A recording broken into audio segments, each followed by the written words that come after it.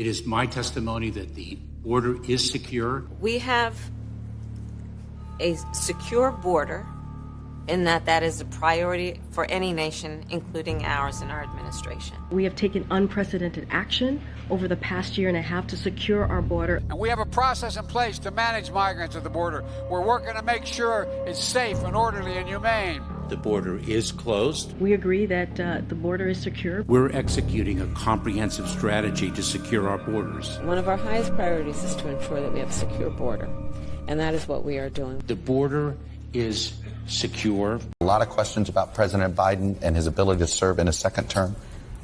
You see him up close, face to face. What say you? Is he up for a second term? What could I say? I knew if I gave the wrong answer. Oh, Chuck, 100%. Incredibly sharp, incredibly probing, incredible command of the details, probing on the details, asking tough questions. Absolutely. I'm incredibly proud to serve in his administration. I am incredibly proud of the work that we have done across the board. You're full confidence he can serve a second term? 100%. So I lied. Is he up for a second term? All right, guys, so we got to talk about disgraced lame duck mayor of Chicago, Lori Lightfoot, who took to CNN to beg Texas Governor Greg Abbott to stop sending illegal immigrants to Chicago as Texas experiences the brunt of the border crisis. Now, for those of you who have been living under a rock, and I'm pretty sure if you've been watching my channel, you're not living under a rock, you know what's going on here. The red state governors have been sending illegal immigrants nonstop to liberal cities like New York and Chicago. And the liberal mayors of those cities, who once told us that they love illegal immigrants, right, because they're sanctuary cities, and because of that, people in the South, in Texas and Arizona, in the border states, they're supposed to love illegal immigrants too, and, you know, take care of them and stuff like that. They've been throwing a fit because once they actually get what they asked for, all of a sudden they don't like illegal immigration anymore. In fact, they've come to terms with the reality of the border crisis and what's going on, as the Biden administration denies that there's a crisis at all. But again, you have mayors like, for example, Eric Adams, who has been whining and crying, boohoo whining and crying about illegal immigration in New York City ever since they started sending them there. Take a look. Our cities are being undermined, and we don't deserve this. Migrants don't deserve this, and the people who live in the cities don't deserve this. In New York, you go there, you're going to be living in congregate settings, that there is no more room in New York. You know, the city is being destroyed by the migrant crisis, and none of my folks came to Washington, D.C. to fight for the resources that's going to undermine every agency in our city. Yeah, so you seen that, you heard that. Woke Mayor Eric Adams admits that the migrant crisis is destroying the city of New York and that New Yorkers don't deserve this, right? But again, if you listen to Democrats, red states like Texas and Arizona, they do deserve it, right? They do deserve it. And again, it's not just Eric Adams sounding the alarm on this. Like I told you guys, Lori Lightfoot took to CNN to absolutely beg Greg Abbott to stop sending illegal immigrants to Chicago, because that's probably contributing to the destruction of Chicago. It ain't just illegal immigrants, it's also the people who aren't illegal immigrants there as well too. But you know, you got to give them a pass because they're young black kids. Take a look. The numbers are getting worse. The agents are beyond an exhausting point, and it's not just at the border. Now what you're seeing is places 100, 150 miles from the border are just as overwhelmed as if they were on the Rio Grande themselves. That's Texas Republican Congressman Tony Gonzalez describing a worsening situation at the border as Title 42 is set to expire next week. That's that COVID-era policy that allowed the border authorities to quickly expel certain migrants. Gonzalez's comments come as Chicago's outgoing mayor, Lori Lightfoot, who you just heard from, is now urging Texas Governor Greg Abbott to stop sending busloads of migrants to her city of Chicago. Lightfoot yesterday wrote in a letter to him saying, quote, "Your lack of consideration or coordination in an attempt to cause chaos and score political points has resulted in a critical tipping point in our ability to receive individuals and families in a safe, orderly, and dignified way." Mayor Lightfoot is back here at the table with us, also joining our conversation on immigration and other key issues. CNN senior political commentator and former Republican congressman from Illinois, Adam Kinzinger. Thank you both. Two questions for you on this letter. One, have you heard anything? No, we had not heard anything back. And frankly, I didn't expect to hear anything back, but I felt like it was important to once again try to engage the governor, but also let him know what his policies and practices are doing in cities like Chicago. We are completely tapped out. We have no more space, no more resources, and frankly, we're already in a surge. We've been seeing over the last week 200 plus people coming to Chicago every single day. We call them walk-ins because they're not coming on buses, but they are coming on planes from San Antonio. And we're very concerned because they don't seem like they're getting screened at the border. We've seen people coming with serious medical issues. Well, I imagine his response, though, would be a defense of what they're doing. Obviously, he's continued to do this. And what Governor Abbott has said in the past is that this is a way for other states and other cities to see what Texas and Arizona deal with, saying that they are bearing the brunt of this issue, and they're basically just showing other people what it's like. But what's getting lost in what the governor is doing is the fact that these are human beings. In any other emergency, you would be coordinating, you'd be collaborating, you'd be talking about specifically what the needs of the people are. We've seen people come off of these buses that he has sent who are victims of sexual assault, who have serious medical conditions that can't be dealt with by the paramedics that we have on site. They've got to be rushed to the hospital. Women who are in such an advanced stage of labor, they literally get off the bus and give birth within one of our facilities. That doesn't make any sense. So if we don't put the humanity of these migrants front and center, I understand, and I'm solely compassionate to the fact that the borders are themselves really overrun, but you don't solve that problem by simply sticking people on buses to a city that they didn't ask to come to for an uncertain future, and now where we are literally full. Yeah, so that is, again, lame duck mayor of Chicago, Lori Lightfoot, begging Greg Abbott, please stop sending us illegals. It's destroying our city. Again, it's amazing because these people told us how great illegal immigration was when it was just happening in Texas and Arizona, right? When they didn't have to deal with the crisis, they told people in those states to shut the hell up, you bigots. You need to take in all the illegals, right? You need to take care of them and act like good Christians, right? They try to lecture people on Christianity, okay? But again, as soon as they experience the crisis, now they want to boo-hoo, whine, and complain. Meanwhile, Title 42, which is a Trump-era / COVID-era policy that was designed to detour illegal immigration during the pandemic that allows for asylum seekers to be turned away at the border quickly without having to go through a long, court process.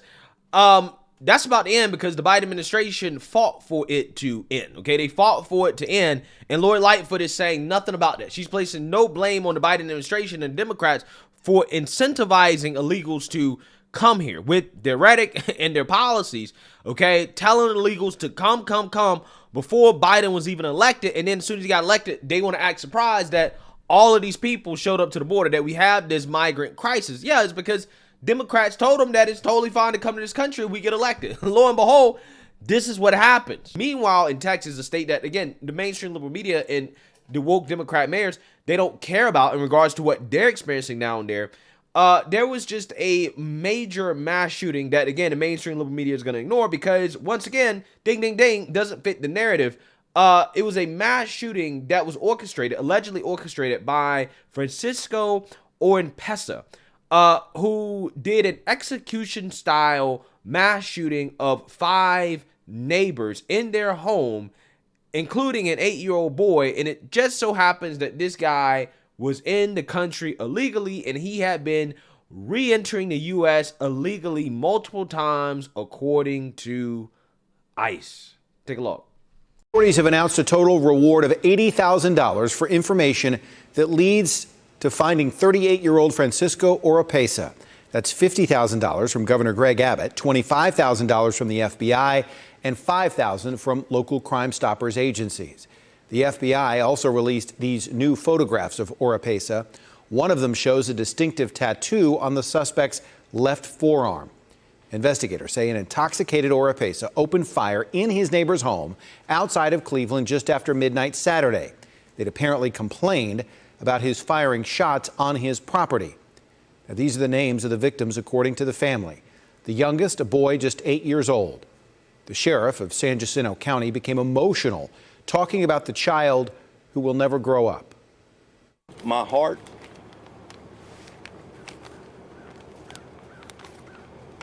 is with this 8-year-old little boy. The family of the victims returned to the scene of the crime this morning. They are devastated, trying to figure out how they're going to send their loved ones' bodies back to their native Honduras. ABC 13's Nick Notario spoke to them today and heard the horrific details of the phone calls they received shortly after that shooting. The huge police presence here at this neighborhood is gone, but there's still law enforcement out here, and you can see them down there. They're going house to house, trying to talk to neighbors, learning more about the suspect, but also about the victims from that horrific incident. You can see right over here, family have come over here trying to pick up some belongings, some trying to pick up their vehicles. And, we were able to go, we talked to them about what they saw in the house. They told us that there was a bullet hole in the TV screen. There's some of the blinds have been shattered, and you can see there's toys, kids' toys just knocked over in the home. Family here still devastated, trying to figure out exactly why on earth something like this were to happen. And we spoke to one family member as they were coming out here to pick up their belongings, and he told us that what happened here could have been so much worse. I don't wish it on anyone. It's the least you'd expect, because we used to meet here at home because we're family.